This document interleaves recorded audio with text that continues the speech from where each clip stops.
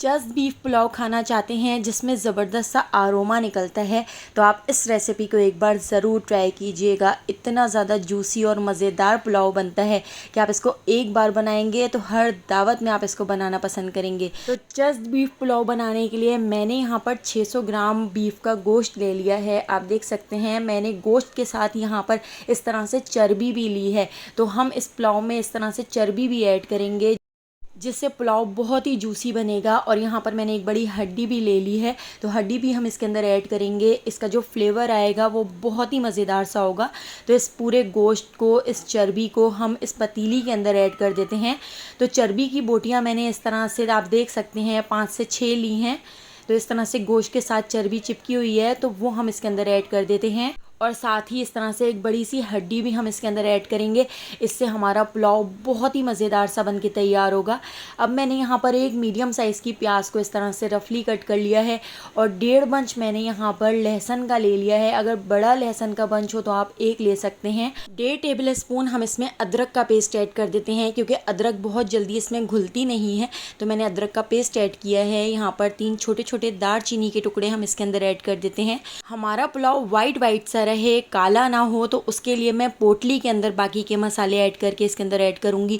तो 1 टीस्पून ज़ीरा, 1 टीस्पून साबित काली मिर्च, हाफ़ टी स्पून आप देख सकते हैं मैंने यहाँ पर लौंग इसके अंदर ऐड कर दी है। 2 टेबल स्पून हम इसमें सौंफ ऐड कर देते हैं और 2 टेबल स्पून ही मैं इसमें साबित धनिया भी ऐड कर देती हूँ।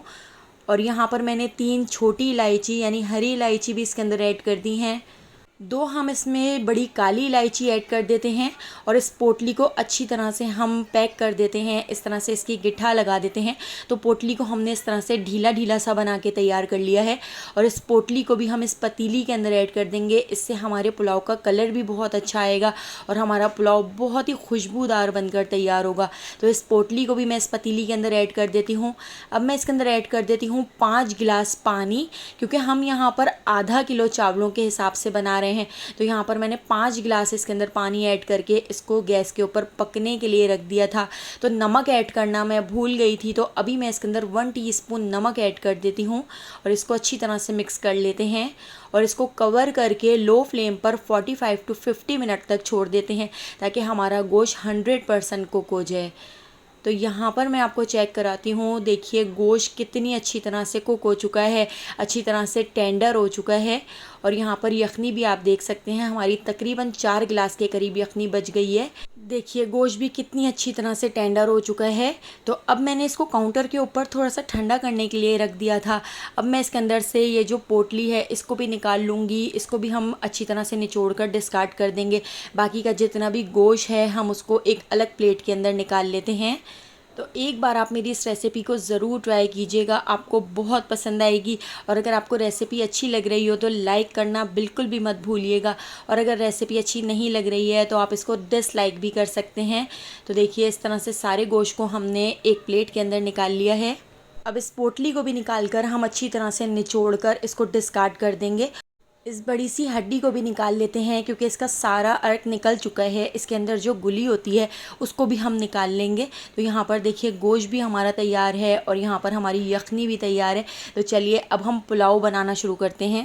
ऊपर गार्निशिंग के लिए मैंने 2 मीडियम साइज़ की प्याज को पहले ही फ्राई करके निकाल लिया था। तो आधा कप ऑयल के अंदर हम ऐड कर देते हैं 2 और मीडियम साइज़ की प्याज। तो इन प्याज़ों को हमने ज़्यादा फ्राई नहीं करना है, इनको हमने हल्का सा ट्रांसपेरेंट होने तक फ्राई करना है। और जो ऊपर गार्निशिंग के लिए हमने प्याज फ्राई की है वो हमने कुछ इस तरह से फ्राई करके साइड पर रख ली है। और इस प्याज को हम बिल्कुल हल्का सा फ्राई करेंगे, बिल्कुल भी इस पर कलर नहीं आने देंगे वरना हमारे पुलाव का कलर ब्लैक ब्लैक सा होने लगेगा। तो देखिए बिल्कुल हल्का सा मैंने इसको फ्राई कर लिया है। अब मैं इसमें कुछ खड़े मसाले ऐड कर देती हूँ। तो यहाँ पर मैंने ये सारे खड़े मसाले ले लिए हैं। 2 बड़ी इलायची, 5 हमने इस तरह हरी इलायची ले ली हैं, आधा बादियान का फूल ले लिया है, 4 हमने इस तरह से छोटे छोटे से दालचीनी के टुकड़े, हाफ़ टी स्पून लौंग, 1 टेबल स्पून मैंने यहाँ पर सौंफ ले ली है, 1 टीस्पून ज़ीरा, जायफल और जवतरी के छोटे छोटे से टुकड़े ले लिए हैं। इनको हम कूट के ऐड करेंगे तो इनको हटा लेते हैं। और 1 टीस्पून साबित काली मिर्च ऐड कर दी है। तो इन खड़े मसालों को प्याज के साथ 1 से 2 मिनट फ्राई कर लेते हैं। तो देखिए ये मसाले भी बस हमने 1 से 2 मिनट ही फ्राई करने हैं, ज़्यादा फ्राई नहीं करने हैं। और इसके साथ ही हमने यहाँ पर 10 से 12 हरी मिर्चों को हावन दस्ते में कूट लिया था, तो हम इसमें हरी मिर्ची ऐड कर देते हैं। इससे हमारा पुलाव फीका फीका सा नहीं बनेगा, बल्कि बहुत ही मज़ेदार सा फ्लेवर आएगा। तो हरी मिर्चों को भी इसमें हम अच्छी तरह से मिक्स कर लेते हैं। और इसके साथ ही अब मैं इसके अंदर ऐड कर देती हूँ लहसुन अदरक का पेस्ट। तो 1 टेबल स्पून लहसुन अदरक का पेस्ट ऐड करके इसको भी हम अच्छी तरह से मिक्स कर लेते हैं। और साथ ही अब मैंने जो जायफल जवतरी को हावन दस्ते में कूट लिया था वो भी मैं इसके अंदर ऐड कर देती हूँ। ये इतना खुशबूदार पुलाव बनके तैयार होता है कि इसकी खुशबू पूरे घर में फैल जाती है और बहुत ही मज़ेदार सा जायका होता है। और इसके साथ ही देखिए जो गोश्त हमने प्लेट के अंदर निकाल लिया था वो सारा गोश्त हम इसके अंदर ऐड कर देते हैं। और गोश्त ऐड करके गोश्त को भी हम अच्छी तरह से मिक्स कर लेते हैं, अच्छी तरह से हम इसको भी फ्राई कर लेते हैं। तो देखिए गोश्त को भी बस 2 से 3 मिनट मैंने इस तरह से फ्राई कर लिया है। और ये जो बड़ी सी हड्डी थी इसके अंदर जितनी भी इस तरह से ऊपर बोटियां लगी हुई हैं, इसके अंदर इस तरह से गोश्त लगा हुआ है, तो इस गोश्त को भी हम निकाल लेते हैं। और इसके अंदर जो गुली होती है उसको भी हम इस तरह से निकाल कर इसके अंदर ऐड कर देते हैं। साथ ही 1 टीस्पून चिकन पाउडर ऐड करी हूँ, इससे बहुत ही मज़ेदार सा फ्लेवर आएगा। एक मीडियम साइज़ का मैंने यहाँ पर लेमन ले लिया है, तो हम लेमन भी इसके अंदर निचोड़ देते हैं। चीज़ें ऐड करते जाएंगे और इसको अच्छी तरह से मिक्स करते हुए पकाते जाएंगे। तो बस 5 से 6 मिनट ही हमने इसको इस तरह से पकाया है।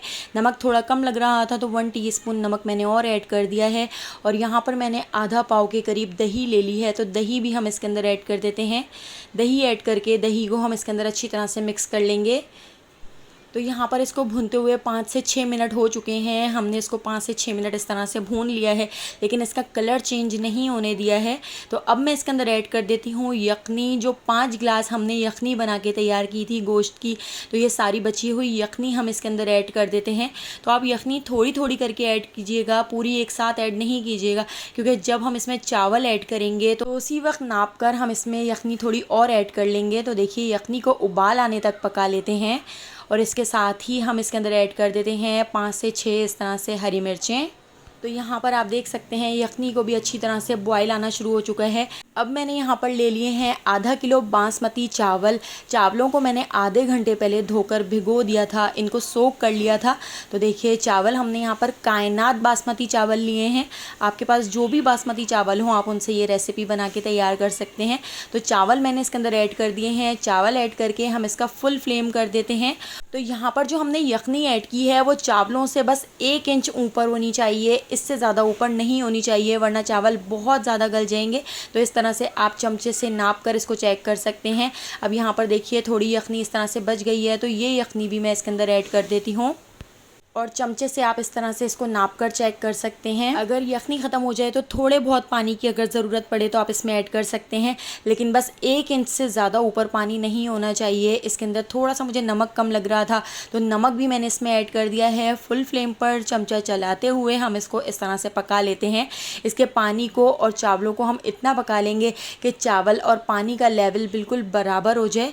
तो आप देख सकते हैं चावलों में से पानी अच्छी तरह से खुश्क हो चुका है, सारा पानी इसमें से ड्राई हो चुका है। अब मैं इसको कवर करके लो फ्लेम पर 20 मिनट के लिए दम पर रख देती हूँ, ताकि हमारे चावल अच्छी तरह से दम आ जाएं। तो देखिए यहाँ पे हमारा बहुत ही टेस्टी, बहुत ही मज़ेदार सा चस्त बीफ पुलाव बनकर तैयार हो चुका है। बहुत ही ज़्यादा टेस्टी पुलाव बनके तैयार होता है, पूरे घर में इसकी खुशबू फैल गई थी। और देखिए जो हमने प्याज पहले से फ्राई करके रख ली थी, तो प्याज हम इस तरह से गार्निशिंग के लिए इसके ऊपर डाल देते हैं। तो अगर आपको मेरी ये रेसिपी पसंद आई हो तो लाइक, शेयर और सब्सक्राइब करना बिल्कुल भी मत भूलिएगा।